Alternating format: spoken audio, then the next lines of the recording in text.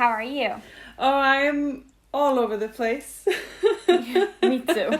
School is a lot right now, Yeah, I feel like. Same. For some reason, it is. Yeah, I have a big exam next week. You have a test this week. Yeah. It's a lot right now. We have busy schedules, busy ladies. Busy ladies, so busy ladies. Busy ladies. Oh, yeah. And like, my test isn't a big one. It's just like, she's not even gonna put grades on it. It's just like, no, this is just kind of like, she wants to see where we're at and what we need to do better for the big, like, national test. What do you say in English? Like, Yeah, national test. Yeah. Yeah, we love a teacher that forces their students to come in during a pandemic for a test that she's not even gonna grade. That makes sense. Yeah, I know, right? It feels great. Yeah. Feels great. Love it. Love that. So to kind of just pick up a little bit from last week, we mentioned that me and my husband might be getting cats. Oh, yes. And that happened. It did. We have 2 new cats, and I'm finally a cat mom, which makes me so freaking happy. I can't. They're so cute. They are. They're so we're cute. having a process at the moment. So we have 2, Soma and Salem. And Salem is the girl, and she's a lot more open. She's very food motivated. She's been trying to steal food from us, and she's just so cute, and we've been able to play a little bit with her. She doesn't let us pet her yet, but she's really close. She's From like, the she videos jumped up. that you show me, she's like up in your face a lot. Yeah. She's there, especially when there's food in the picture. Oh, she's so cute. She is so cute, Oh my God. and she actually got up into our bed when we were there. Oh, right. You told me. So she's been in the bed when we're there. So she's very curious about us. Aww. But she's not sure yet, but it's getting there. And then Soma, we're having a process with him. He's taking his time. Yeah, he is taking his time. We need to have patience with him. He hid under the couch when he got here, and it's been 3 days, and he's still there. We're pretty sure he hasn't left his hiding spot, so we're not sure what the situation under the couch is right now. If he's wet himself, or if he's just holding it in. You know, he can be in fight and flight mode. Maybe he might be so unsure that he's kind of gone into a survival mode, where he just doesn't feel the need to defecate or eat or drink or anything. So we'll see when he gets out from there. Because like usually we'll see I don't what it looks like. I don't know anything about cats, but what I've heard is, doesn't it like usually take a few days for them to actually warm up and show themselves? And it definitely does. And It's eat just and stuff so like it's not unusual. It's just that I get worried because he probably hasn't had any water or food or made his business in like 2-3 days, and that's just not great. No, it's not ideal. No, but like our friend Addie said, he's not gonna put his basic needs in jeopardy because he's scared. No. If it comes to a point where he's not gonna like die or anything, it's just I get worried because I care about him. You're a mom. About him, obviously. I'm a mom now. You're a mom. Of course you care. So yeah, we're having a process. We ordered a scent thing, which you plug it into the wall socket, and it releases like a it's scent electric? or like, yeah, it's electric. So Oh. it releases like pheromones or something that cats associate with relaxation and comfort, and like home or whatever. And we actually got it in the mail like a few minutes ago. So after we finish the recording, we're gonna plug it in and see if it works, if it helps happens. him. Yeah. Huh. So hopefully it will help at least somewhat. Hopefully it'll just make an appearance. That would be big. Just move. Get out from under the couch and just have a sip of water. That would be fine, you know? So that's pretty much what's on my mind. I'm having a lot in school as well, and Yeah, it's a lot. Yeah, so I've been having, we also, when we went to pick up the cats, we were in the car for about 10 to 12 hours. So it was quite a long ride, back and forth, but it was obviously worth it. But I have a hard time, getting back on track. Like, I take a long time readjusting or, getting used to everything. I guess, I don't know, I like, if I've had a big journey, I take longer than most to like get back on track. I can get that. Yeah, so I still have some getting into, I don't know, business, getting down routine. to regular stuff. Yeah. Yeah, I can get that. I usually sleep away my trips anyhow because I get so car sick, so I don't mind it, but I can get that it's like a little bit of a bump in the routines. Yeah, it is. Especially if you're like trying to work out or trying to get like studying routines or anything like that. It kind of just turns it all upside down. Definitely. Yeah. So we're human. I didn't really have like, I usually prefer to plan big episodes, like a lot of research and stuff. Sorry, my phone rang and everything just cut off. It was a saleswoman and she I don't know. Just didn't want to give up. No. So what I was saying was I usually prefer to have a lot of time and like go in depth to research episodes, and I didn't really have a lot of time for obvious reasons. It's a lot right now. So I feel like the theme of our episodes usually go with what we have on our minds, and we kind of go off of that. So that's what I'm doing this week. But before that, I want to know, Hilda, what is your Prattle Potion of the day? My Prattle Potion of today is water. Good. A lot of water today. We love water. It's no white monsters, no glass of wine, even though I considered it. But it was a bit early, I feel like, for a glass of wine. Hell yeah. Like at 5. Oh, well, yeah, no, it's a bit too early. It's a bit But too we early. love water, though. I'm a big fan of water. Like, for every Prattle Potion I have, every episode, I always have water as well. Like, I'm obsessed with water. I drink a lot of water. I'm not that obsessed with water. No, I love water. I drink a lot of water. Well, why don't you go get a room with water? Get a room with your fucking water. But, so, we love that you're drinking a lot of water. And this is a reminder for our listeners to drink their water, too. Because it's very important. I am the epitome of health. Oh, hell yeah. You had one glass of water and you're like, I don't know, Michelle Obama or something. I mean, that woman has guns. So strong. Yeah.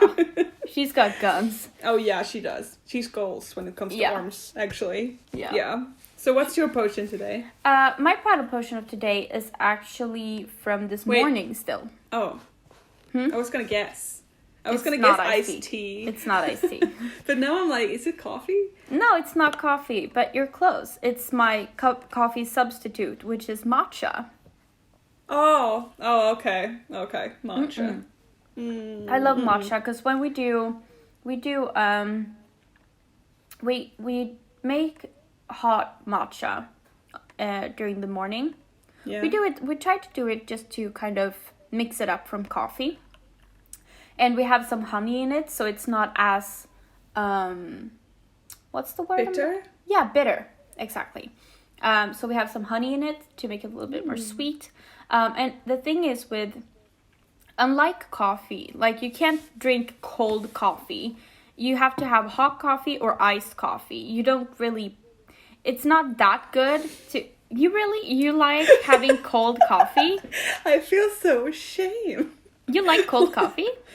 But if I have a cup of coffee and it's going cold, I'm not just gonna throw that out. No.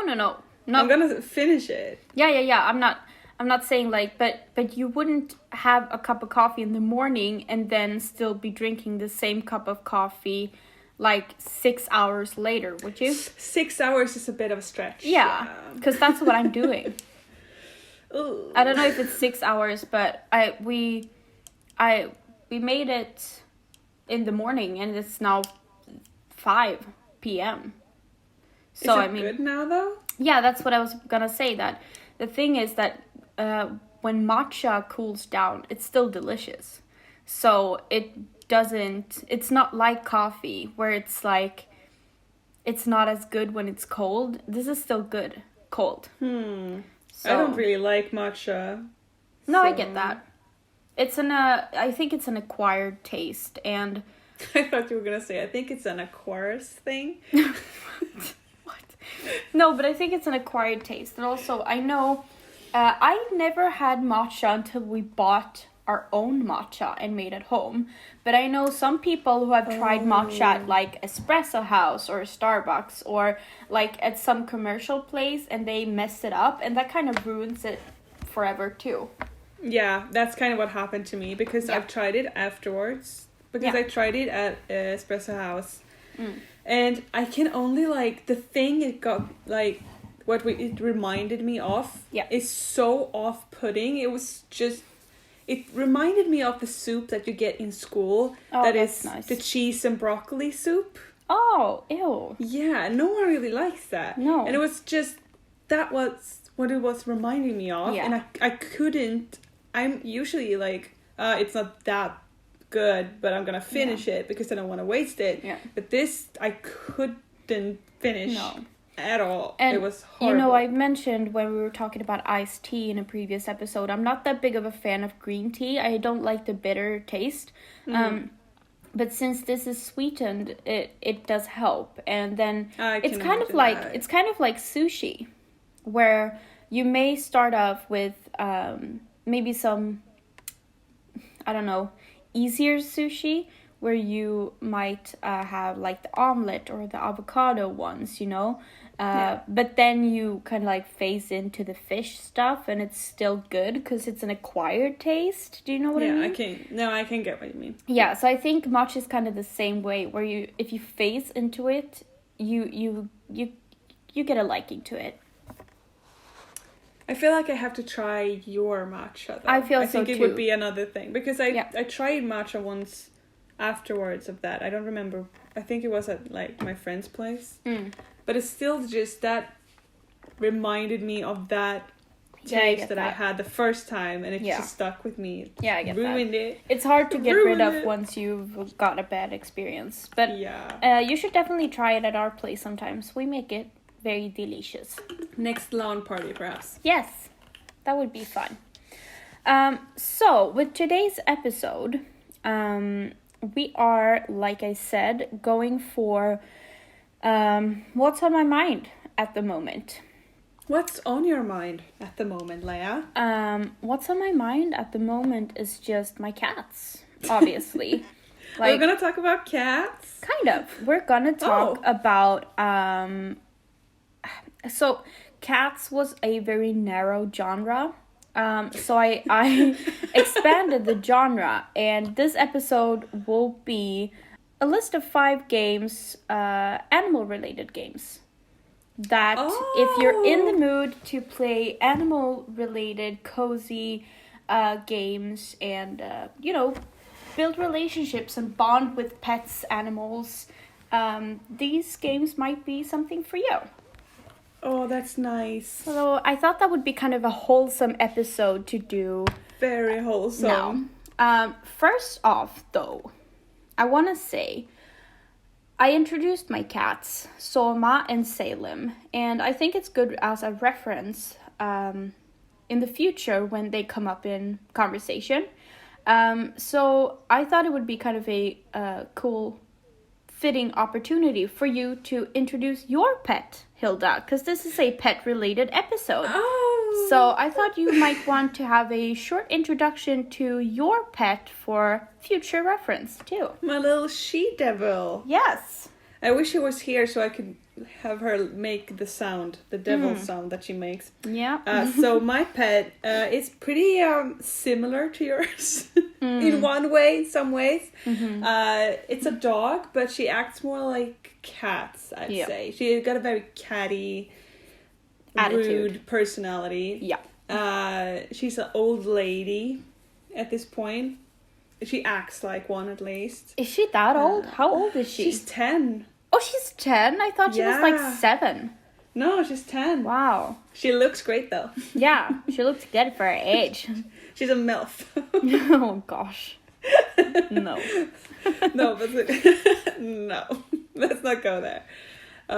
So my dog is named Nala, and she's a Basenji, which is a pretty rare dog breed, at least in Sweden. It's not very popular. It's one of the how do you say it? Very old dog breed overall. Yeah. And it's not been messed around with. Like an ancient breed. Yeah, exactly. So it's not Shiba a mix Inus between are one of those too. Yeah, so it's not a big mix between a bunch of other breeds that kind of formed a new breed. She's an ancient She's ancient. She's an ancient breed. She's a goddess. She's a goddess.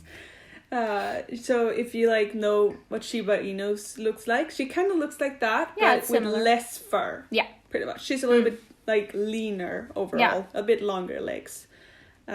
And the Basenji breed is famous for not barking, right? Yeah, exactly. So they just make noises. Vocal cords looks different from other dogs. Yeah. So they can make a bark similar sound, but it's more like a scream. Yeah, so they scream, they yodel, it's called. Oh yeah, so, they yodel, cute.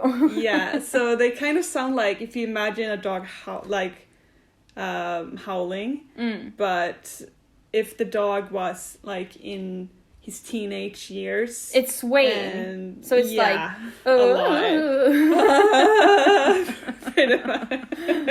It's not it's horrible. Yeah. But she's mostly silent. Yeah. Like a cat. Yeah. And she likes just a few people around her. Yeah. She's very as soon as she sees someone, she's like, I like you. Or she hates me. I hate you. She hates Leia. Yeah. she decided from day one, she was like, nope. I've never had a dog hate me before, which is so new to me because I grew up around dogs, and I've never had a dog hate me before, and especially not unprovoked. No. She hated me the moment I stepped into through your door. Yeah. She's like that with every new person I introduce her with. Either she's like, step away from me. Either You're hate disgusting. or love. But honestly, correct me if I'm wrong, but does she not have more of a she has an easier time to love men? Because I feel like she opens up quicker to guys than girls. I think, or maybe it's more about the energy. Because I know a lot of men that she doesn't like either. Oh, okay. We have this friend that came to visit, and that was first impression. He was dressed in all black. Yeah. He has black hair, and he had black sunglasses. Yeah. And she, of course, no dog would like that. Yeah. So she decided not to like him either. Because the thing is, when I met Nala for the first time, like I said, I've grown up with dogs, and I'm used to dogs being one way, and Nala is like a cat in a dog's body. So exactly. I treated her like my dogs more, but she was not okay with that, and she has been holding a grudge for about 10 years. She's the queen of grudges. Yeah, and so I think has a lot to do with it, that the first impression is so important with her. She likes my husband, and he has very calm energy. He's got a golden retriever energy. He's very calm, very nice, very loving. And I feel like also open. Your friend Anna, she's also got a calm energy. And Nala likes her too. Yeah. It's like our neighbor that has a few dogs. He's also he's a very jittery and energetic dog person. Yeah. And he's when he met Nala for the first time, he was very dog person-y towards her, and very loud and ran around and was play, woo, yeah, I was like that too. And she was like, excuse me, what are you doing? Get the fuck away from me. Yeah, I was like that too. I tried to play with her, and she was like, she basically started attacking me. I was like, oh, this isn't play anymore. Let's stop. And then she didn't like me. She's like, no, hell no, we don't do that here. Yeah. Stop it. So, she's a very interesting dog. Yeah. The only person she plays with is me. She doesn't even play with Kenny. Oh, she doesn't? Tries to. No. Huh. But she he loves wants cuddling to. with her, though. Him. Yeah, she Yeah. cuddles with Kenny and she plays with me. Yeah. Cool. No, but so your dog has a cat energy, and my cats are my cats feels fun to say. My cats are Oriental short hairs, and they're kind of famous for having bigger personalities, and they're very social, very verbal cats. So they're kind of famous for almost being cats with more of a dog energy. So your cats are more funny. Dog than my dog, because my dog is more cat than your cats. Yeah, basically. How to make it confusing. Yes. So I thought it would just be a fun tidbit to add in some pet introductions, since this will be a very animal-focused episode. Nice.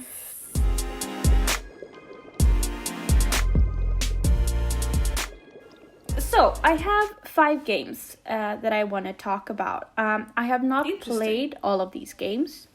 I have read up on them, and 2 of them haven't even been released yet.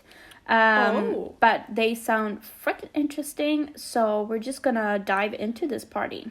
I'm intrigued. So, the first game is called Away, the survival series. Away, yes. Away. So, this will be released early this year. It does not have a set date exactly yet, but it says early 2021. Okay.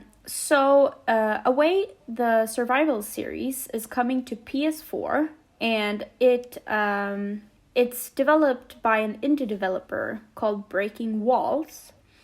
In this game, you will be a sugar glider. And you will journey into the wild. What? You can enter your own personal nature documentary as you explore a breathtaking world through the eyes of an animal. Are you kidding? A narrator narrates your moves and surroundings as you go along, so there's also an educational aspect to it. So it's basically you playing in a nature documentary. I love that! It's so cute. It's so cute. Is there like a trailer? Can we look this up? Oh, yeah. So you can look it up on YouTube. There are some early release gameplay as well. Oh my god. So one part of the gameplay, for example, is a feature called Instinct. So that is an ability the sugar glider has where it can... it kind of highlights different animals and insects. So it shows you which is dangerous and which you can eat. So there's a health bar and stuff like that as well. It's apparently similar to the detective vision, which is in Batman Arkham series. I haven't played it myself, but I think I know what they mean. Yeah, so it highlights different characters for you to eat or avoid.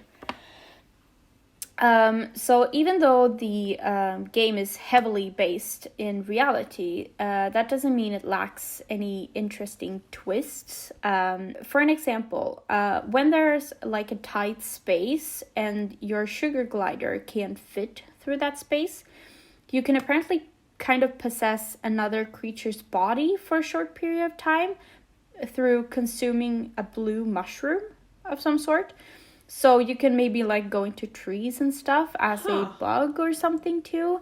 I definitely recommend you checking out the trailers and stuff because it looks so cute. It sounds so interesting though. It sounds so cute. A sugar glider? Kidding? Yes. Oh my god, they're so cute.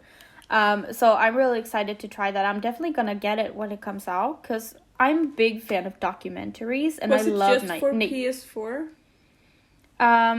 Actually, I think I wrote that wrong because I think it's PS4 and Windows because I believe you can buy it on Steam. I was like, I need it. But you have a PS4. No. Oh, did you sell that? No, I have a PS3. Oh, I thought you had a PS4. Sorry. No. Because this game kind of reminds me of a game that is out now that is called Evolution. Mm-hmm. Have you heard of it? Mm-hmm. I believe I have. Where you are a monkey and you go through evolution pretty much.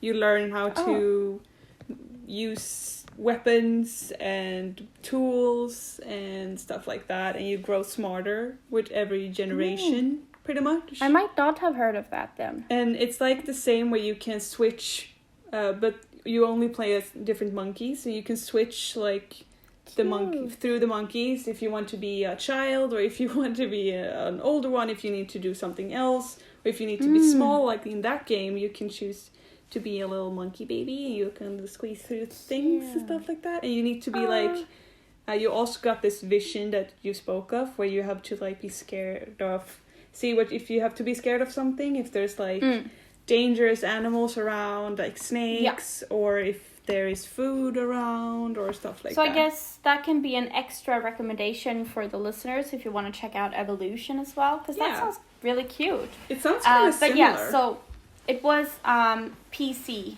and PS4. Okay, so nice. Yeah, because I only wrote PS4 in my notes, but I also checked it out before and it was on Steam, so then so you can add it on your Steam wish list at this point if you wish to. So I'm definitely gonna get that game. I thought it sounded really interesting, and I definitely recommend it sounds you so checking out of the box.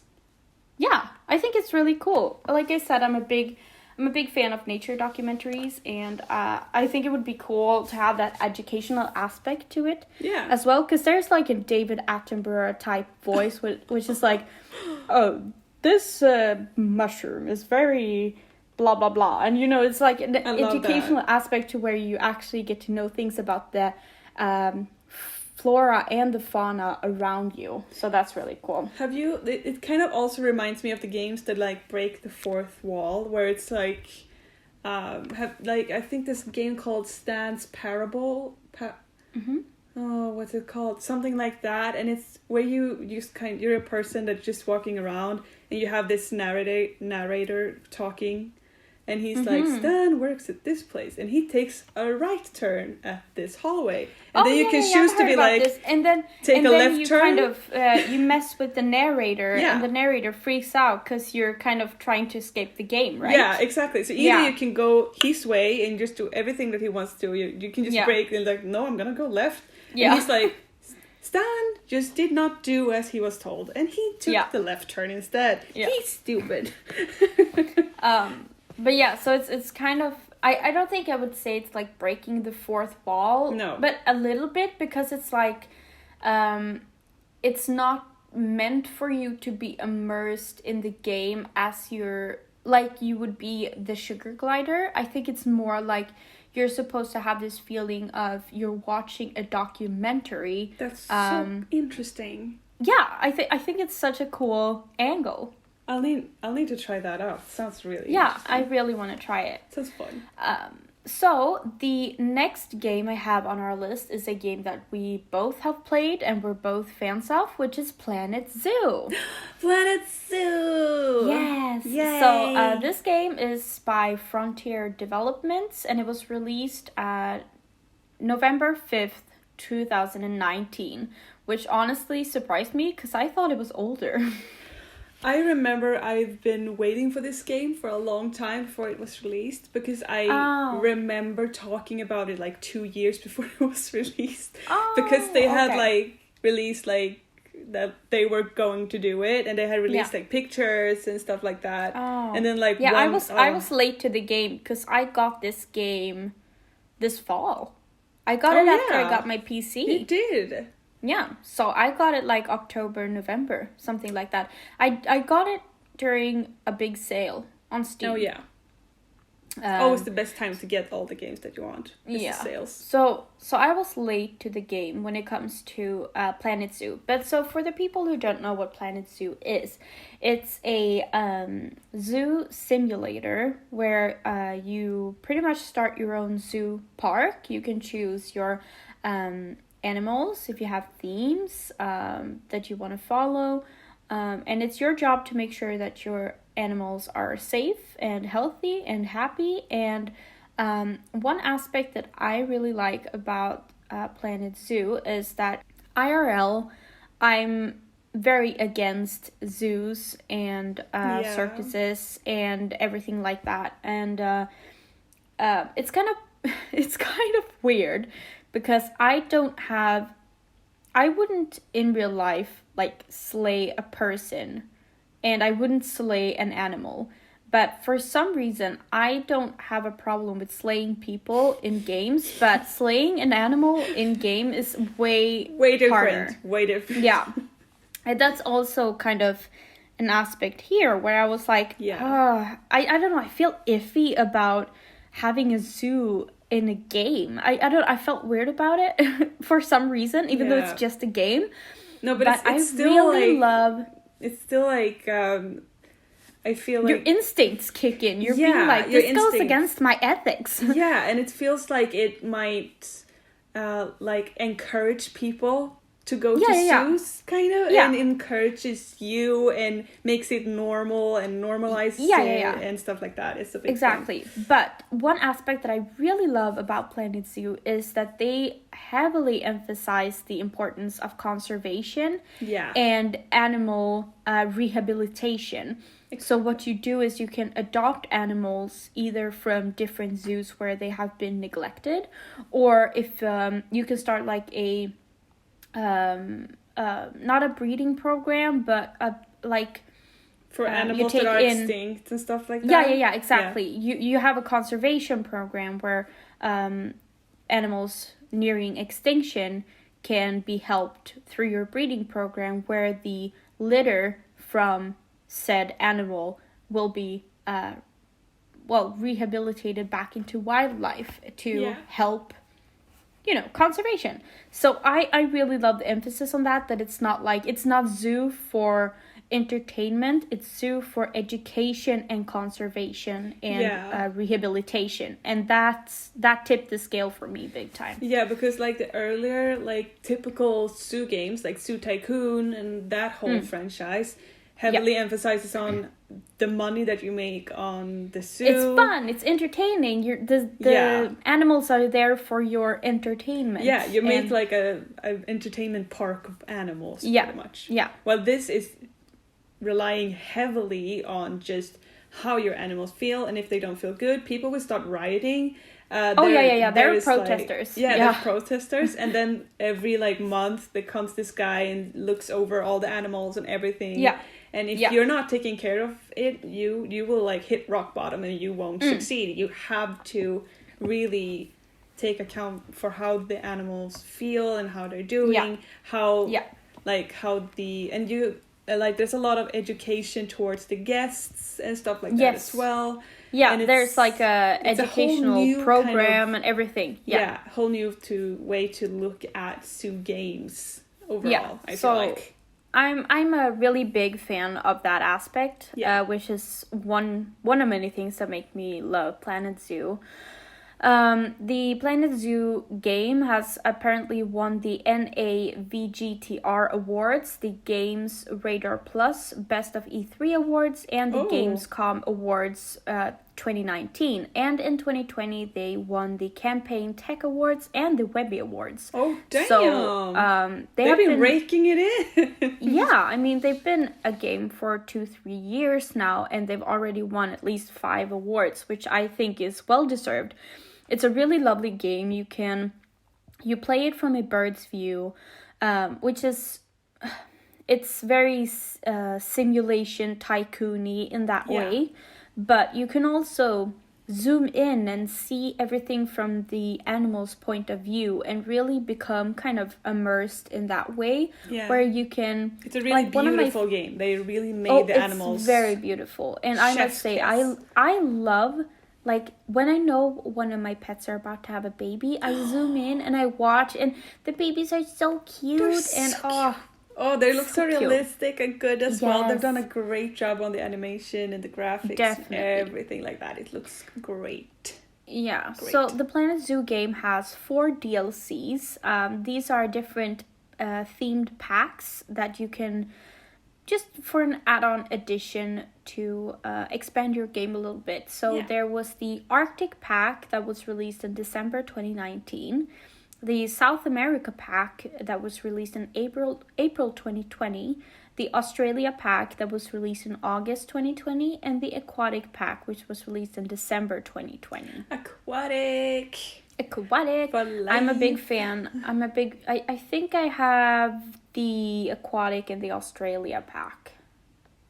I don't remember which. I have a few of them, but I don't remember exactly which. I think I got the Antarctic. What was it called? Arctic. I have that one. I have the aquatic. Don't you actually? Didn't we when we? I think we bought some DLC and we both bought 2 each, and we both bought the aquatic when it around when it was released. Yeah, I think I got Australia and you got Arctic. Yeah, that might make sense. Yeah. Sounds like it. So there's also, like I said, DLCs. It's a very active game in development. They release additional things. So it's a very up-to-date game, and it is a big recommendation from me and I believe from Hilda as well. Oh, hell yeah. It's great. Oh, hell and yeah. it's so, like, if you don't feel like doing campaigns and stuff like that and you just want to build, because it's a great building simulator overall. I've seen people make cities in this game. Yeah. And if you guys know a game called Planet Coaster, it's the same the Frontier games. It's the same. It's the same franchise pretty much. Just instead of roller coasters, there's animals. Animals. And it's like it's the same building and controls and stuff like that. Yeah. And it's a great building simulator. It's you can make such beautiful enclosures for the animals, and I mean I believe your play style is more of the creative sandbox aspect. Yeah, if I'm not mistaken. And I'm more of doing campaigns, so that's like you can jump around to different zoos and pretty much either just go on with whatever they want you to do, like, oh, we want you to set up a conservation program, or we want you to be able to add 5 more different types of animals to the zoo or whatever. You like that challenge.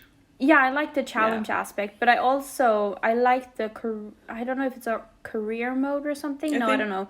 But it's where you get to start your own zoo, but there's still challenges. Yeah.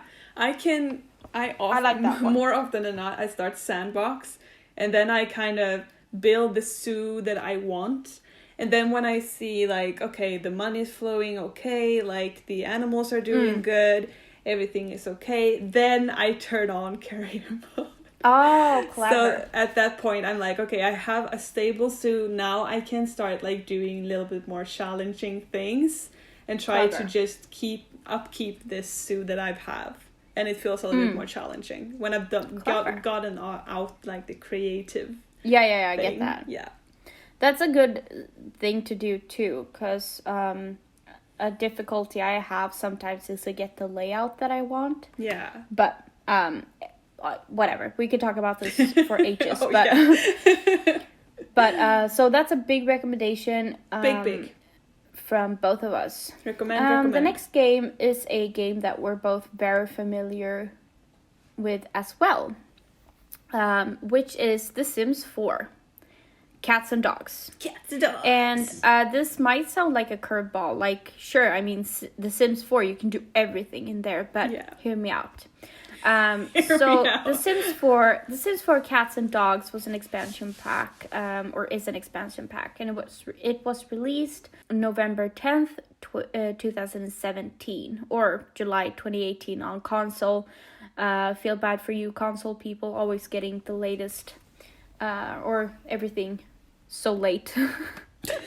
And the Sims 4 base game was released in 2014.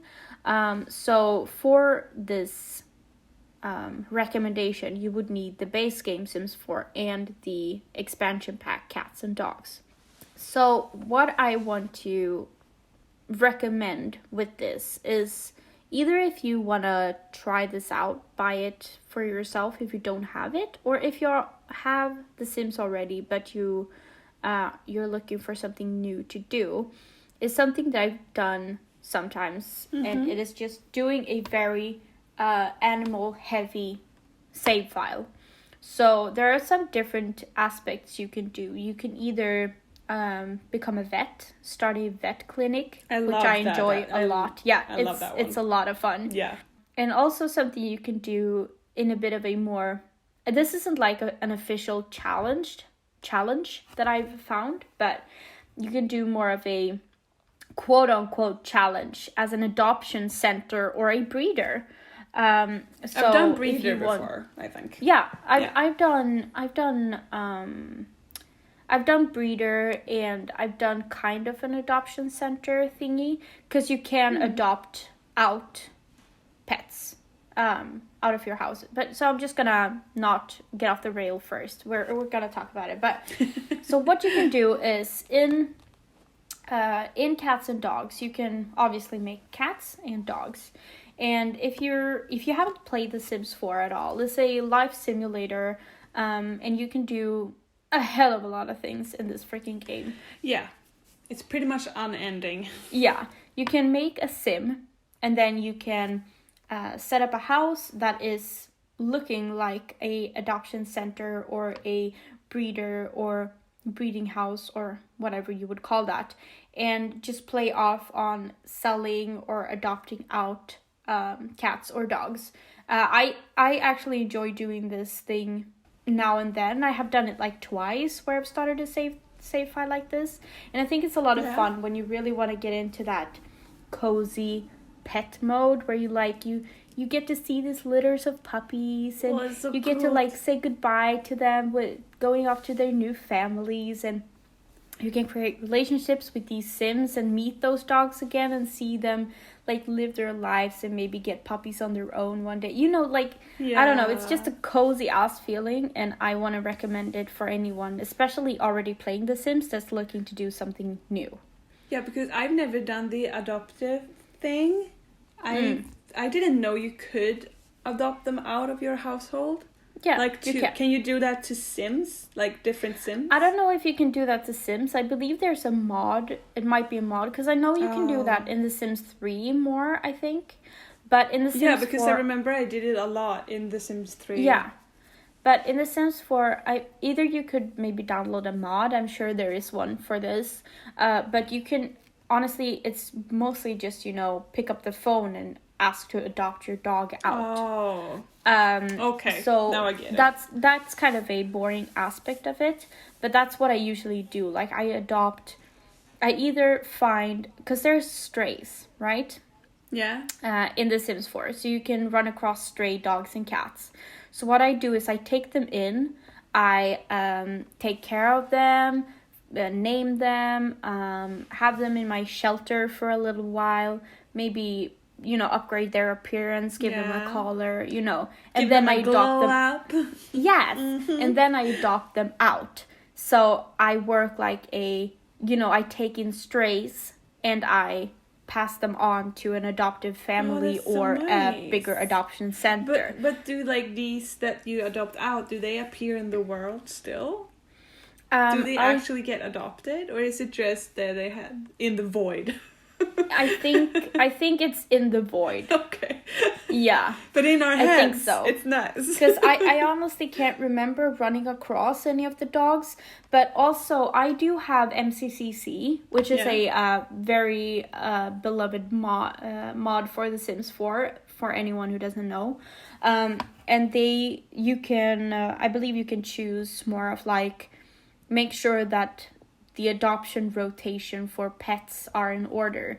So in that way, I believe that your pets can be seen again, but I'm not 100% sure. Another way to go with it too is if you go out into the world mode and you just pick out that dog or whatever and place it in another family. That's also a way you can do that. That's true. You could do that. So so there's a few different aspects. So this wasn't a specific game.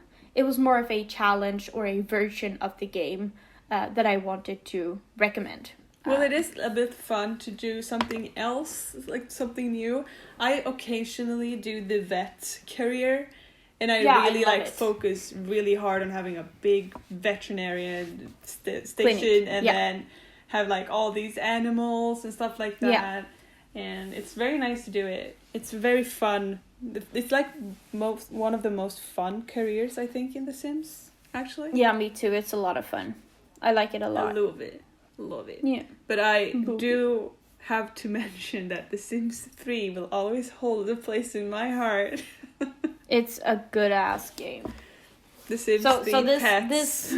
this recommendation definitely extends to The Sims 3 as well. Yeah. So All the Sims games with pets are chef's kiss. But The Sims 3 pets had horses. And horses. And it was just great. I was in this whole forum, kind of Reddit style, of people just doing mods and stuff like that for The Sims 3 horses. And it was great. Nice. I loved it. And I still do it, I think. I just don't play it anymore, which sucks. I kind of long for it sometimes. I'm like, oh, horses. the horses. Yeah. Sometimes I would just download Sims 3 just to play University because I missed it. Oh, that's good too. That's really good too.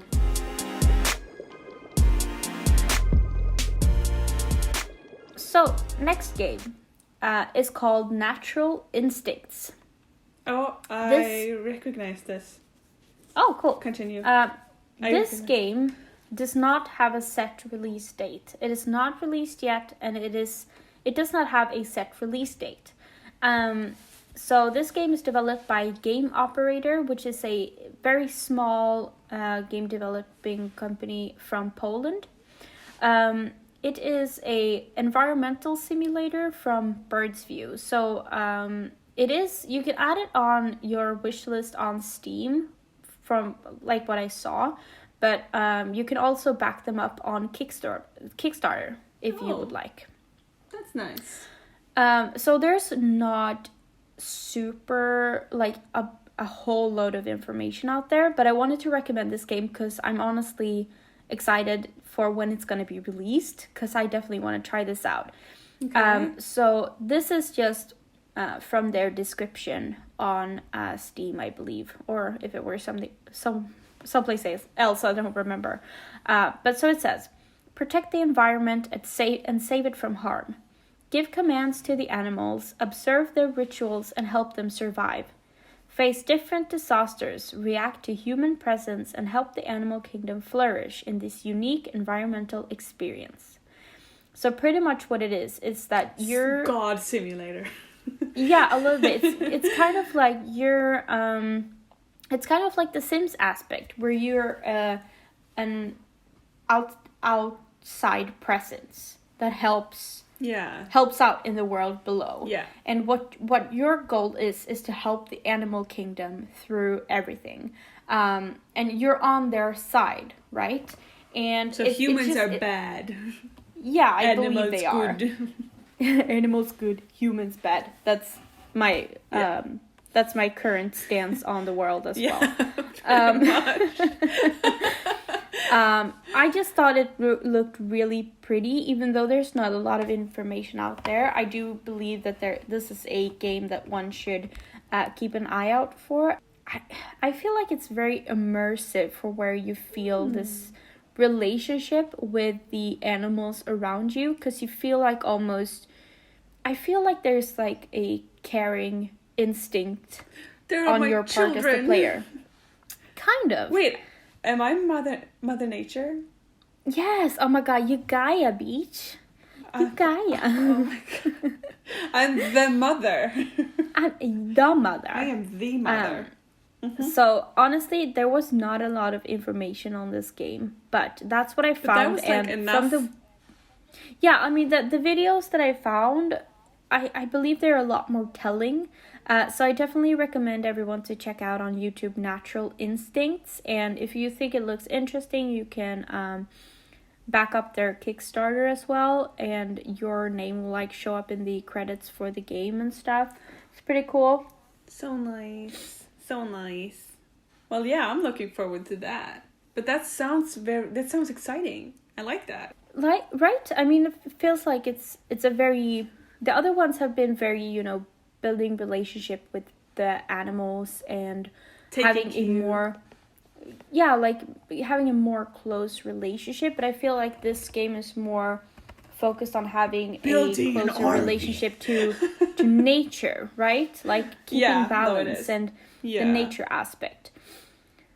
So that's honestly pretty much all I had to say about it. That might not have sounded like a fun recommendation, but I so. just It urge you sounds to check it out. interesting. I like it. Okay, good. I like it was so short. I mean, there's not a lot to say. No, but that's okay. But like the small introduction to that was like, yeah, I want to kick humans' ass.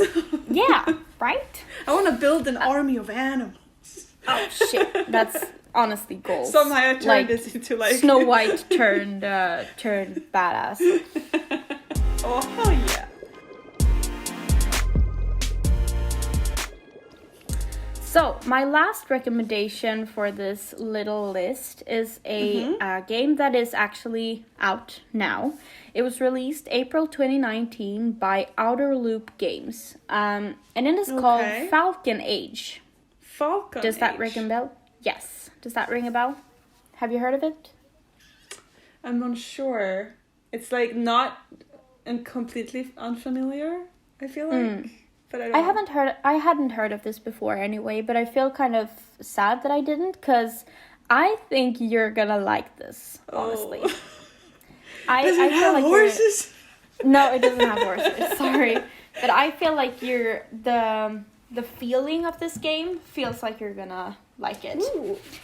Tell me more. So, Falcon Age is available on Nintendo Switch, Windows, and PS4. Also included PS4 VR mode, which the videos I've seen look really cool. So, Falcon Age is a first-person, single-player action adventure, while you'll play as Ara in her fight to reclaim her cultural legacy in the lost art of falcon hunting against a force of automated colonizers. So this is a game about falconry. And it is really cool. And the thing is, oh my gosh, you get this egg. And you get to raise this cute ass falcon from baby to grown falcon. And you get this relationship with the falcon, and honestly, I've seen clips. I want to die because you can fist bump your fucking falcon. You can put out your fist and it fist bumps you, and it's so cute. Okay, that sold me. I'm getting this game. You can teach it tricks. So if you put up your hands like a circle, with your both hands and form a circle, it can put his head through and stuff. It looks so cute. What? Okay. So since I haven't played this game, I'm getting this game. Yeah. Since I haven't played this game myself, I wanted to read some parts of a review that I found on IGN Nordics by a man written by a man named Jonathan Dornbush, and I thought this would summarize the experience pretty much, since like I said, I haven't played it myself. So Jonathan writes, I never knew I wanted a pet bird, but Falcon Age made me care for its titular raptor like she was my own. Outer Loop Games makes smart use of both gameplay and story to pull that off, despite running into some technical issues along the way. I heard there has been some, the VR mode, I believe it's kind of new, so I believe that's what he was commenting on. Continuing. While this adventure is fully explorable on a good old-fashioned TV, it is absolutely more rewarding when experienced in PSVR, like I said. Thanks to a number of engaging interactions and control ideas. Falcon Age's frequently squawky sidekick is so handy it almost feels like a co-op game. Oh. You and your feathered friend explore a sparse but artistically striking desert landscape and take down refinery outposts of a colonizing power. Then another part at the end of his review, because I couldn't read the whole freaking review for you guys. At the end he says, Falcon Age's charming adventure made me care more for a virtual pet than I ever thought I could, and it shines in VR. I didn't expect to become as bonded to a virtual animal as I did in Falcon Age. Oh. It got to the point where my real-life pet might have grown a little bit jealous of how many toys and how much praise this bird got. Outer Loop has established a strong foundational system where it comes to exploring and fighting with your falcon, while presenting an intriguing, if sparse world that explores some meaningful concepts. Even with some minor technical problems, I really enjoyed visiting this world and I wish I could explore more of it. And put more cute outfits on my bird. That was a difficult sentence for some reason. So yes, you can put like tiny hats on your falcon and like it's so cute and like tiny hats. This game looks so pretty, and the thing is, I know that this game also explores a very important concept of the colonization and the aspect of the indigenous life in America and stuff, to the oppression of the indigenous people and the part of falconry, and it's been very it's a big it's debate or a big issue, so I don't want to take that away from the game, because I feel like that's such a cool part of it as well, that they're really educating a little bit more about falconry. But oh my god, the cute hats, they're fucking bad. Oh my god. So I don't want to take that away from the game, tricks. but I mean, yes, and the fist bumps, oh my lord, you can fist bump your falcon. You can fist bump your falcon? That's a sentence I never thought I'd say in my entire life. You can fist bump your falcon. So, I mean, I think if both you, Hilda, and the listeners, if you look up Falcon Age on YouTube, it looks really cute. It's a really pretty game, and that's a very, very immersive feeling, I believe, where you're kind of in you're in first person mode, and you have a falcon on your arm, and I can't even imagine how it is like in VR. But it was, when is it playing out, like, story-wise? Is it, like, back in time? Or is it, like, because I'm gonna pass on that. Okay. I'm not entirely sure, because I didn't know if you said in the beginning, if I heard it wrong, but like, mechanical colonization, what did you say about that? Yeah, so there's, like, I know there's, like, a robot in the game. Mm-hmm. So I believe it's kind of set in a little bit of a fantasy version, but I'm honestly gonna leave that unsaid, because I can't. We can look that up ourselves. Yeah, I'm gonna have to say that because I don't want to say the wrong thing, but I saw that the Ara, the main character, I believe I saw her outfit. It looked a little bit more like indigenous, and it's in a very desert landscape. Okay. So it looks very real, but there's also like an AI robot, which makes me not see the real aspect of it. So I believe there's like it's an inspired setting from reality, but there's a twist of fantasy, I would say. Okay, because that kind of reminded me, if that was the case, with a little bit more of robots and stuff like that, it kind of reminds me of the game Horizon. Horizon? I think it's called Horizon. It's like where you are this girl. I'm not exactly sure. I haven't played the games myself, but you are like from this colony of people. She looks a little bit more like a cave person, almost. But like the animals and stuff like that are robots, and it's very much set place in a fantasy future time thingy. So it's like a historical game, but with a fantasy futuristic aspect. Exactly. So it feels like the world has been taken over by like robots and mechanics of some sort. That's interesting. Yeah, it's really cool, and it's like also you have to take back like your land, and it's from the robots kind of thing. It reminded me of that. Falcon Age is definitely a game that I will be getting, because when I was doing the research for this, I was just searching for like animal games and like what could be fun, and this list wasn't just for everyone else. I was myself really like I want to play something animal based or focused. So, and when I found this, I was like, I need to try this game out, because it looks hella pretty. You can fist bump your falcon. Your fucking falcon, yes. Of course I'm gonna get it. Tiny hats, of course. Obviously. Duh. Of course. So I definitely recommend people to check out these games because like I said, they all look so pretty. And Away the Survival series will be released early this year. Planet Zoo and The Sims 4, they are out since a while back, so those are very available for you. Yep. Natural Instincts, you can back them up on Kickstarter, and they do not have a set release date. And Falcon Age is out since April 2019 and is very available for purchase as well. I might just get that Falcon game. Yeah, I think so. I feel like I need it. Yeah, and I really want to buy Away when it comes out early this year. Away was the Sugar Glider one, right? Yeah. Oh, okay. Yeah, so I need that too. Damn it. Yeah, I'm so poor. Cute. I'm gonna be poor. Shit. So cute. Sugar gliders, yes.